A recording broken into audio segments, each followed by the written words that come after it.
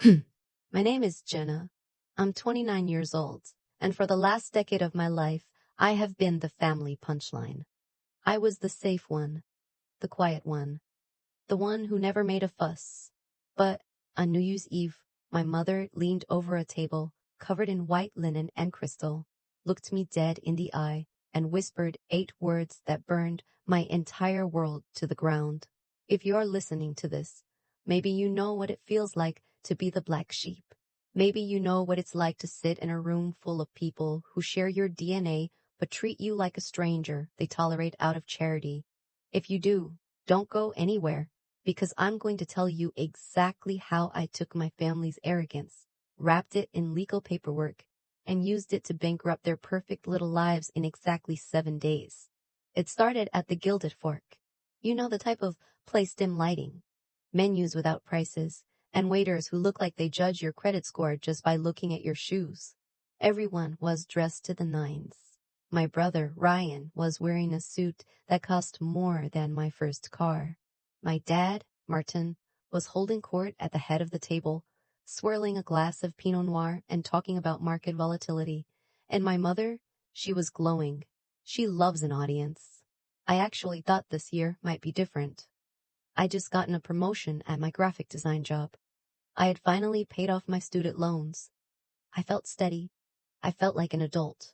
I walked into that restaurant thinking, okay, tonight we just have a nice meal. No drama. I was an idiot. We hadn't even finished the appetizers when the dynamic shifted. It's a subtle thing in toxic families, isn't it? The air changes pressure. My brother started telling a story about his latest real estate conquest, a killer deal downtown. He paused, looked at me with that shark-like grin and said, Jenna wouldn't understand the leverage, of course. She's more of a slow and steady wins the race kind of girl. Very slow. The table chuckled. A polite ripple of laughter from the aunts and uncles. I kept my face neutral. I took a sip of water. I was used to this. This was the tax I paid for being a Smith. But then my mother decided to escalate. She placed her hand on my forearm, a gesture that looked affectionate to the rest of the restaurant, and leaned in close. I thought she was going to ask about my job, maybe comment on my dress. Instead, she lowered her voice to a sweet, venomous whisper. Jenna, honey, don't look so stiff. We only invited you out of pity. Don't stay too long, okay? It kills the mood. Time stopped. For a second, the clinking of silverware and the hum of conversation vanished. All I could hear was the blood rushing in my ears. I looked at her, searching for a sign that she was joking. But there it was. That amused little smirk. The look of a woman who enjoys pulling the wings off flies just to see them squirm. I looked at Ryan. He had heard it. He burst out laughing, slamming his hand on the table. God, Mom, you're terrible, he gasped, wiping a tear from his eye. Then he turned to the table, raising his glass. To Jenna, the failure of the family, the one we always have to rescue and hide away. More laughter, louder this time. A few relatives nodded in agreement, muttering that at least I had managed to show up on time for once. It was a coordinated attack. They had discussed this. They had agreed that I was the entertainment for the evening. I was the prop they used to make themselves feel superior, successful and tight-knit. I sat there holding my champagne glass, feeling every word land like a physical punch to the gut. My instinct, the instinct I had been trained to follow since I was 5 years old, was to shrink, to laugh it off, to apologize for being awkward, to make myself smaller so they would feel bigger. But then something inside me went very, very still. It was like a switch flipped in the back of my brain. The hurt didn't vanish, but it froze. It crystallized into something sharp and cold. I didn't argue. I didn't cry. I didn't ask them why they hated me. I simply smiled a ghost of a smile, took a slow, deliberate sip of my drink, and set the glass down on the white tablecloth with a soft clink. I have an early morning, I said. My voice was steady. Even I was surprised by it. Oh, come on. Don't be dramatic, Ryan sneered. I didn't answer. I stood up, smoothed my dress, and walked out of the restaurant. I walked past the host stand, out the heavy oak doors, and into the biting cold of the winter air. Behind me, I could still hear their laughter echoing. They thought I was walking away because I was weak. They thought I was retreating to cry in my car. They had no idea that I had just hit my limit. They had no idea that the helpless failure they just toasted was about to dismantle their entire financial existence. The drive home was a blur of streetlights and rain. Seattle in winter is relentless, and the gray sky matched the numbness spreading through my chest. I lived in a small, drafty apartment in a part of the city my parents wouldn't be caught dead in. It was filled with thrift store furniture and mismatched mugs. But it was mine. Or at least, I thought it was the only thing that was mine. I walked inside, kicked off my heels, and stood in the center of my living room. The silence was heavy. Usually, I would turn on the TV or call a friend to vent. Tonight, I couldn't speak. My mother's voice was on a loop in my head. We only invited you out of pity. Pity. I walked to my closet and pulled down a heavy plastic bin from the top shelf. It was dusty. I hadn't opened it in 3 years. This was the family box. It contained every document, every letter, every weird piece of mail I had ever received that had my parents' or brothers' names attached to it. For years, my family operated on a system of just sign here. Ryan would need a guarantor for a bridge loan. Just sign here, Jenna. It helps your credit. My dad needed to move some assets around for tax purposes. Just sign here, Jenna. It's for the family trust. I never read them. I trusted them. They were the successful ones, right? They were the finance gurus. I was just the graphic designer who barely scraped by. Why would they need my help? They told me they were helping me. They told me they were building a safety net for my future. I sat on the floor, crossed my legs, and opened the bin. I poured a glass of cheap wine and started to read. Really read. The first hour was confusing. Legalese is designed to be boring, and my eyes glazed over. But as I sorted the papers into piles, deeds, loans, bank accounts, a picture started to form. And it wasn't a safety net. It was a cage. I picked up the deed to the Lake Chelan cabin. This was the family jewel. A sprawling A-frame timber home right on the water. We spent every summer there growing up. It was the one place where my grandparents had made me feel loved before they passed. My parents always bragged about it to their friends. Our little slice of heaven, my mom would say on Facebook, posting photos of the sunset. They had told me years ago that they put the cabin in my name for inheritance tax reasons. They said it was a formality. I adjusted my reading light and squinted at the transfer deed. I read the warranty clause. I read the title registration. My breath caught in my throat. This wasn't a shared asset. It wasn't a trust with my parents as trustees. The deed listed one owner, sole owner, Jenna Marie Smith. There were no liens, no mortgage. The house was paid off, free and clear, and it belonged 100% to me. Legally, my parents were guests in my house. I felt a strange buzzing in my fingertips. I put the deed in a separate pile and picked up the next document. A credit line statement from a bank I didn't bank with. This was for the business emergency fund Ryan had opened 5 years ago. He had told me I was just a backup character reference on the account. I logged onto the bank's portal. I had the passwords written in an old notebook. I punched them in. The dashboard loaded. Balance, $45,000. I clicked on the Account Details tab. Primary account holder, Jenna Smith. Authorized user, Ryan Smith. I felt sick. He wasn't the owner with me as a backup. I was the owner. He was just an authorized user with a card. He had run up 45 grand of debt in my name. If he stopped paying, they wouldn't come for him. They would come for him. They would come for me. I kept digging. The joint checking account my mom used for groceries. It was in my name, used to funnel cash to avoid gift taxes. The luxury car lease my dad drove, co-signed by me, buried in a stack of papers I signed the day I graduated college. By 3 a.m., the floor was covered in paper. The realization hit me harder than the insults at dinner. They didn't think I was a failure. They knew I was their lifeline. They had built their entire high-flying, credit-leveraged lifestyle on the back of my clean credit score and my naive trust. They mocked me to my face while standing on my shoulders. I grabbed a blank notebook, a fresh one, and a black Sharpie.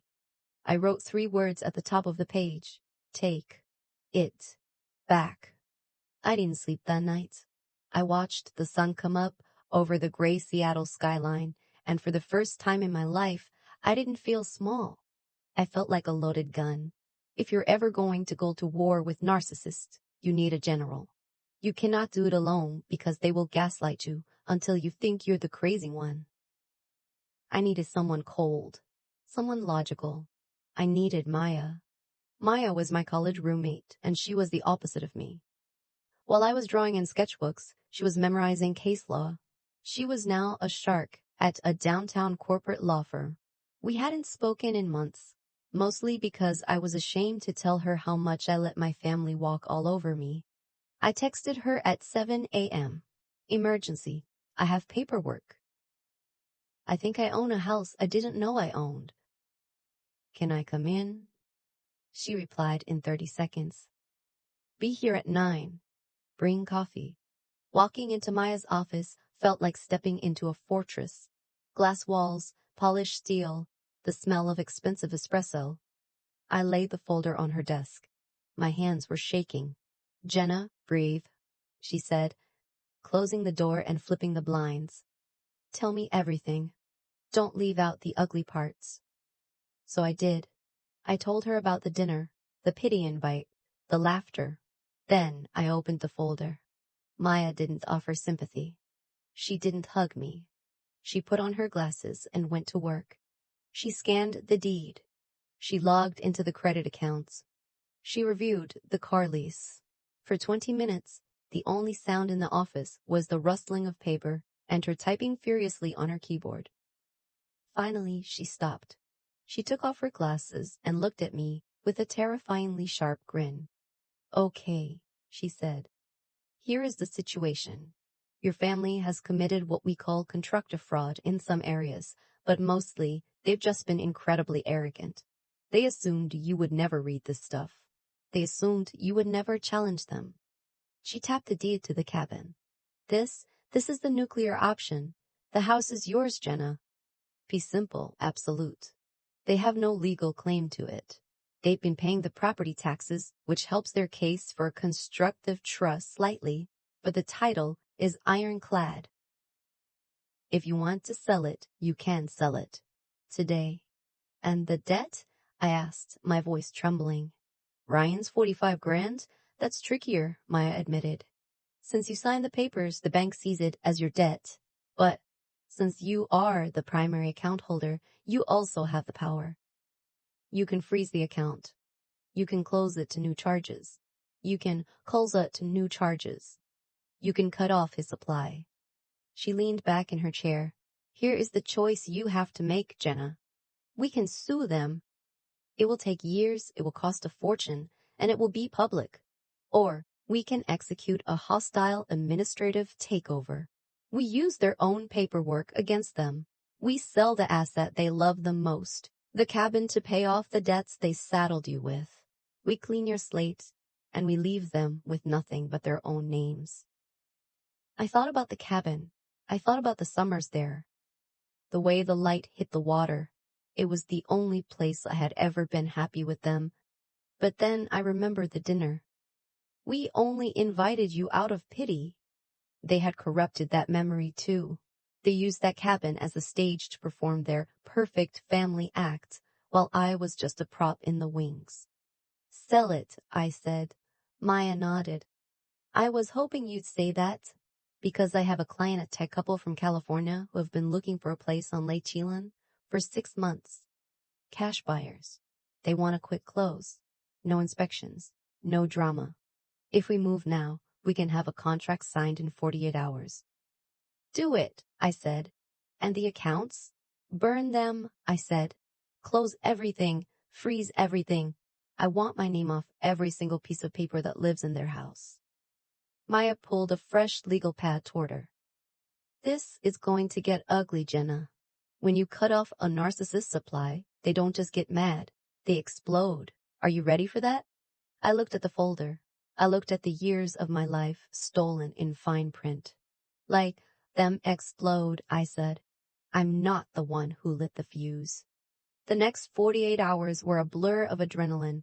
Maya wasn't joking about the buyers.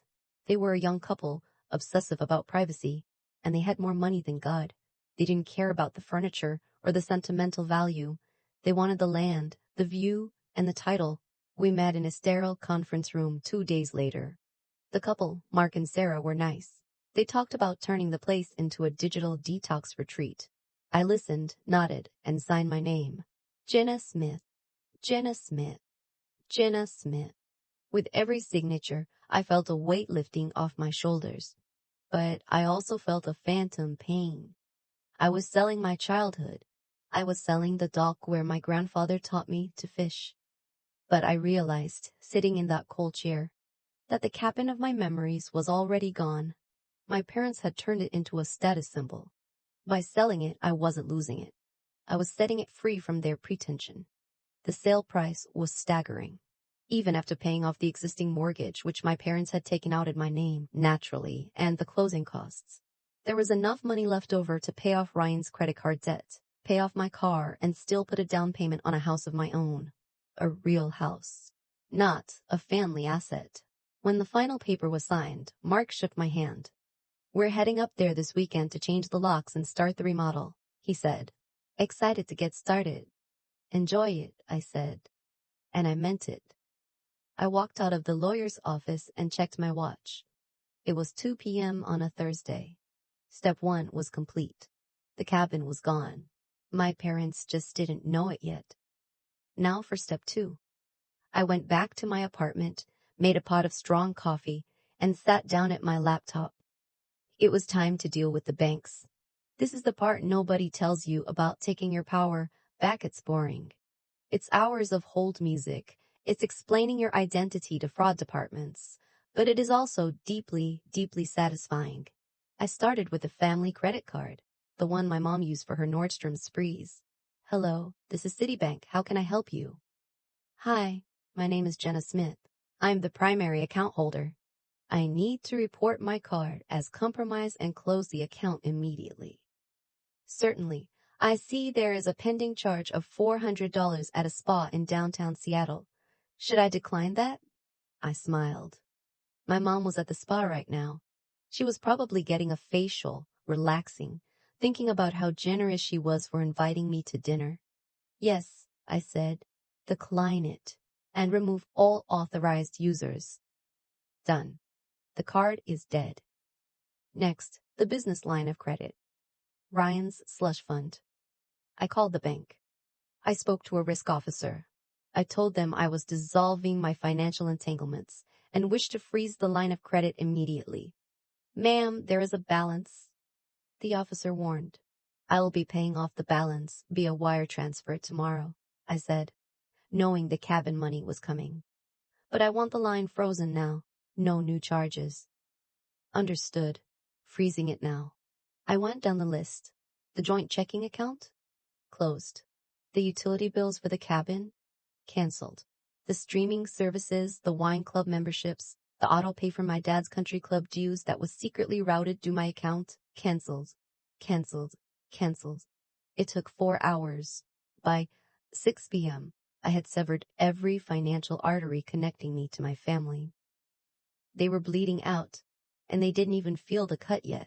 I sat back in my chair, the silence of the apartment wrapping around me. My heart was pounding a frantic rhythm against my ribs. What had I done? I had just nuked my relationship with my family. There was no going back from this. No, sorry, I made a mistake. This was a declaration of war. But then I looked at my bank app. For the first time in 10 years, the scheduled payments tab was empty. No looming debt. No anxiety about Ryan missing a payment and tanking my score. I was free. Friday passed in eerie silence. I went to work. I sat in meetings. I designed a logo for a coffee shop. It felt surreal to be doing mundane tasks while knowing that a bomb was about to go off in my personal life. I kept checking my phone, waiting for the explosion. But nothing. My mom was probably still trying to figure out why her card was declined at the spa. She likely assumed it was a bank error. My dad wouldn't notice the country club payment bounced until the letter came in the mail. Ryan wouldn't try to use the credit line until he needed to impress a client. The delay was almost worse than the confrontation. It was the calm before the tsunami. By Saturday morning, the cabin sale had officially recorded with the county. The money hit my account. I stared at the number on the screen. It was more zeros than I had ever seen. I immediately transferred the payoff amount to Ryan's credit card and my other debts. I hit submit payment. 0 balance. It was done. I was debt-free, and I was rich. Well, Seattle rich, which means I could afford a condo and a nice vacation. I decided it was time to light the match. I couldn't just wait for them to find out. I needed to control the narrative. If I let them spin this, they would tell everyone I was crazy, that I had stolen from them, that I was unstable. I needed to plant my flag first. I opened Facebook. My family lived on Facebook. It was their church, their town square, and their PR firm. I typed a status. I didn't use names. I didn't scream. I kept it vague, philosophical, and devastating. Sometimes you grow up believing that family means sacrificing yourself to keep the peace. You sign the papers you're told to sign. You take on the debts you're told are for the future. You accept the insults because you think you deserve them. But there comes a moment when you read the fine print. This week, I finally read the documents. I took back my name. I took back my credit. And I took back my life. To anyone else who feels like a safety net for people who don't catch you when you fall, you are allowed to cut the strings. I attached a photo. Not of the cabin. Not of the papers. Just a picture of my own hand, holding the keys to my own apartment, with the sun hitting the floorboards. I hit post. I put my phone on the coffee table and stared at it. 1 minute. 2 minutes. A like from a high school friend. A comment from a coworker. So proud of you, Jenna. Then the vibration started. Zzz, zzz. A text from mom. Zzz, zzz, zzz. 2 missed calls from mom. Zzz, zzz, zzz. 2 missed calls from mom. A text from Ryan. Buzzed. Ryan calling. Buzzed. Mom calling. The phone started to dance across the table, vibrating so hard it looked possessed. The screen lit up with their names, over and over again. Mom, Ryan. Dad, Mom, Ryan. I didn't pick up. I let it ring. I watched the notifications pile up like snow. Text from Mom. Jenna, what is that post? Text from Mom. What is that post? Take it down immediately. People are asking questions. Text from Ryan. My car was declined.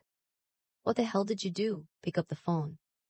Text from Mom. The neighbors at the lake just called. They said there are strangers in the driveway. Jenna, answer me. Text from Dad. Call me. Now. I poured myself another cup of coffee.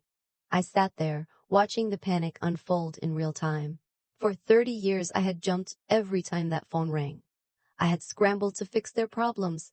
I had apologized for things I didn't do. Not today. I picked up the phone, but not to answer. I tapped the Do Not Disturb icon. The buzzing stopped. The silence returned. I took a sip of coffee. It tasted better than any champagne they had served at that New Year's dinner. But I knew this was just the opening shot. They weren't going to let me walk away with their summer home and their credit lines without a fight. Ryan was impulsive, and my dad was ruthless. They were coming for me, and sure enough, 20 minutes later, I heard it. Bam, bam, bam. Someone was pounding on my apartment door. Not knocking, pounding, like they were trying to break it down. Jenna, open the damn door. It was Ryan. And he sounded like an animal backed into a corner. The pounding on the door didn't stop. It wasn't a knock. It was an assault. The wood frame rattled with every blow. Bam. Bam. Bam. Jenna, I know you're in there. Open the door before I kick it in. My brother Ryan, the golden child, the entrepreneur. The man who had just realized his credit card, the magic wand he used to wave away his problems, had turned into a useless piece of plastic. I stood up slowly. My heart was hammering against my ribs, but my hands were steady. I walked to the door, unlocked the deadbolt, and opened it just enough to block the entrance with my body. Ryan looked like a wreck. His hair was disheveled, his eyes were wild, and he was sweating, despite the chill in the hallway. He was wearing his deal-closing suit, but right now, he looked like a desperate man trying to sell a watch on a street corner. "You think this is funny?" he snarled, shoving his phone in my face. The screen displayed a transaction declined notification in bold red letters. "You've completely nuked my credit." I was at lunch with the developers for the waterfront project. I went to pay and the card declined. Do you have any idea how embarrassing that is? A client pulled out of the deal this morning because they ran a routine check and saw unusual activity on my profile. What the hell did you do? I looked him up and down. I didn't see the powerful businessman anymore. I saw a 32-year-old toddler throwing a tantrum because his allowance had been cut. "I didn't do anything to your credit, Ryan," I said, my voice low and calm. "I removed myself from accounts that never should have had my name on them in the first place. I froze a line of credit I was tricked into co-signing. I closed a card where I was the primary holder without my consent. If that ruined your credit, then you never had good credit to begin with. You were just using mine." He stared at me, his mouth opening and closing like a fish. He scoffed, a sharp, ugly sound. "You're overreacting, Jenna. That stuff was under control. Dad had it managed. We were using it strategically. That's what families do, they leverage assets." "Leverage?" I stepped forward, forcing him to take a half step back into the hallway. "You call $45,000 of debt leverage. I call it theft."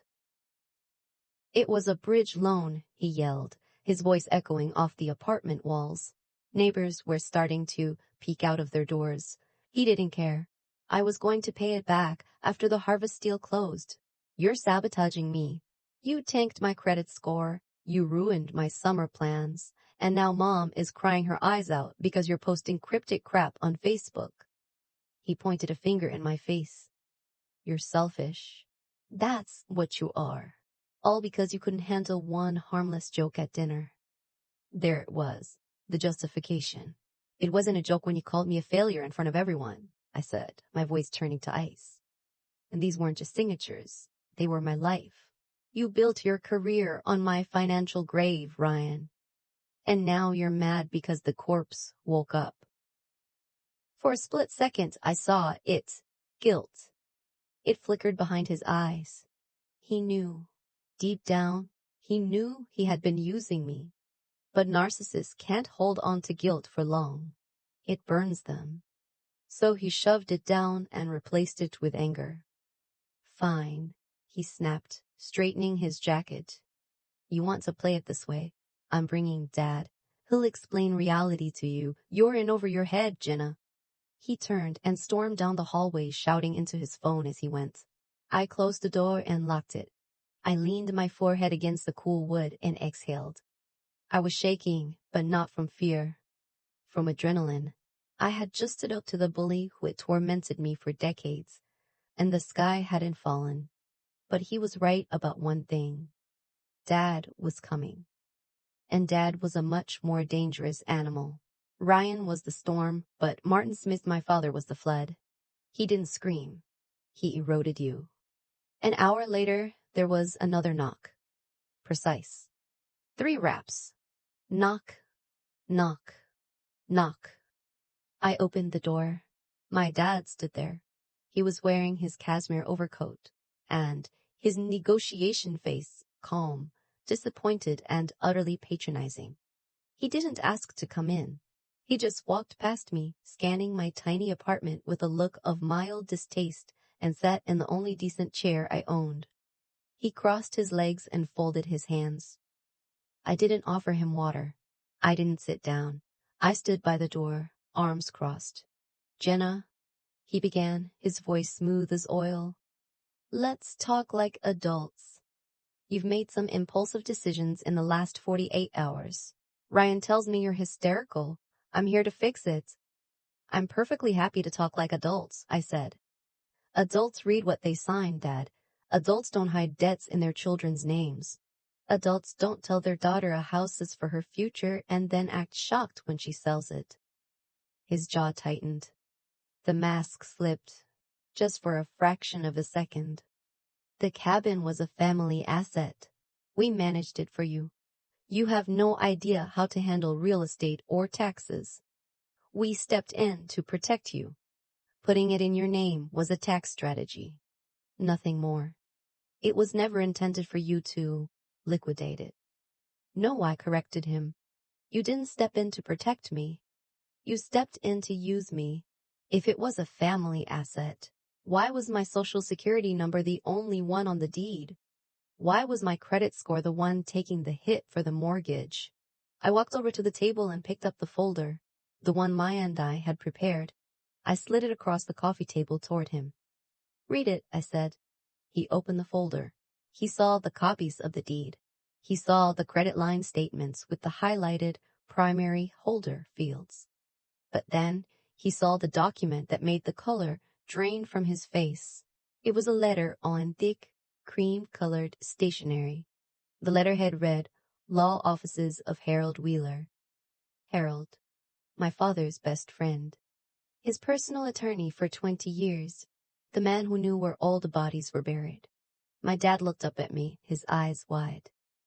You went to Harold? He whispered. Without us? You trust him, don't you? I shrugged. You always said he was the best. You told me if I ever had legal trouble, I should go to Harold. So I did. I showed him everything. I showed him the will from Grandpa. I showed him how you interpreted it. I showed him the loans. My dad stared at the paper. He knew what this meant. Harold was a shark, but he was a shark who cared about his license. If Harold saw proof of fraud proof that he had inadvertently helped facilitate by drawing up the original papers, he would flip. He would protect himself first. What did Harold say? My dad asked, his voice losing its polish. He said that we needed to correct the record, I replied. He's updating the estate plan to reflect that the cabin was my sole property given to me by Grandpa. He's drafting documents to clarify that the debts on those accounts belong to you and Ryan, legally separating me from future liability. He's doing it to protect himself, Dad, because if this goes to court, he doesn't want to be your co-conspirator. My father closed the folder. He took off his glasses and rubbed the bridge of his nose. He looked old. Suddenly, he wasn't the master of the universe. He was just a guy who had been caught. He sighed, put his glasses back on, and leaned back. He switched tactics. The intimidation hadn't worked. Now King the bribe. All right, he said. Maybe we blurred a few lines. We were trying to build something for all of us, but you are making a spectacle of this, Jenna. That Facebook post, the buyers moving into the cabin. It's messy. It looks bad. He reached into his jacket pocket and pulled out a checkbook. What do you want? He asked, clicking his pen. Money? An apology? You want us to sign something? Just tell me the number that makes this go away. We can buy the cabin back from these strangers. We can fix the credit. Just tell me the price. I stared at him. It was tragic, really. He truly believed that everyone had a price. He thought he could write a check for dignity. I don't want your money, I said. I don't want a hush payment. And you can't buy the cabin back. The deal is done. The new owners are already renovating. Then what do you want? He snapped, losing patience. Revenge? I want out, I said. I want the accounts fixed, which is already happening. I want the estate plan corrected. And I want you to stop talking about me like I'm a burden. I want to be opted out of the financial part of this family. Completely. He stared at me like I was speaking a foreign language. You can't just opt out of family, Jenna. That's not how it works. You opted me out when you invited me to dinner just to laugh at me, I said. This is just the paperwork catching up to the reality. The room went silent. The hum of the refrigerator filled the space between us. Then his phone buzzed. He glanced at the screen. It was a text from Mom. I could see the preview. The neighbors say they are tearing down the deck. Martin, do something. He stood up. He buttoned his coat. He looked at me with a mixture of anger and something that looked like fear. You've made a serious mistake, Jenna, he said. You've burned the bridge. Don't expect us to be there when you need to cross back. I bought a boat, I said. I don't need the bridge. He walked out. He didn't slam the door. He closed it softly with the finality that echoed louder than any slam. Let me tell you about the move that actually won the war. It wasn't selling the cabin. It wasn't the Facebook posts. It was Harold. A few days before Ryan pounded on my door, I had walked into Harold Wheeler's office. Harold was a man who smelled like old leather and expensive scotch. He had intimidated me my whole life, but when I walked in there, not as Martin's daughter, but as a potential liability, the dynamic changed. I had laid out the papers. I showed him the creative accounting my parents had done. I showed him where my signature had been forged on a loan application 3 years ago, a sloppy forgery, probably Ryan's. I looked Harold in the eye and said, I am selling the cabin. I am closing the accounts. And if my parents try to sue me, I will have to explain to a judge why their longtime attorney allowed a 22-year-old girl to co-sign a high-risk business loan without proper counsel. Harold didn't blink. He was a pro. He picked up the phone and called his secretary. Cancel my afternoon, he said. Then he looked at me. Let's fix this, Jenna. Harold didn't help me because he liked me. He helped me because he didn't want to get disbarred. He realized my parents had gotten sloppy, and sloppy clients are dangerous clients. A week after my dad walked out of my apartment, Harold called me. It's done, he said. His voice was dry. I've met with your parents. The estate plan is updated. We have filed affidavits clarifying the debt ownership. The sale of the cabin is codified as your sole asset liquidation. You are clear, Jenna. If they come after you, they come through me. And they won't do that. Thank you, Harold, I said. Don't thank me, he grunted. Just good luck. You're the first Smith in 3 generations to actually read the contract. That counts for something. The fallout wasn't an explosion. It was a slow, suffocating cloud that settled over my parents' lives. My mom called me 3 times that night. I let them go to voicemail. Voicemail 1. Hysterical. How could you do this to us? That cabin was my heart. Voicemail 2. Victim. People from church are texting me. They saw your post. They think we stole from you. You have to tell them it's a misunderstanding. Voicemail 3. Broken. I just wanted us to be a family. Why do you hate us? I didn't listen to them twice. I saved them in a folder marked evidence and turned off my phone. For weeks, the silence was deafening. I wasn't invited to Sunday brunch. I wasn't on the group text. But with this come to my solo, people la Lisa money from the cabin sale cleared. I paid off every cent of debt. I paid my taxes. I insisted on that. The IRS doesn't care about your trauma, Jenna. And then I did something for me. I signed a lease on a studio space.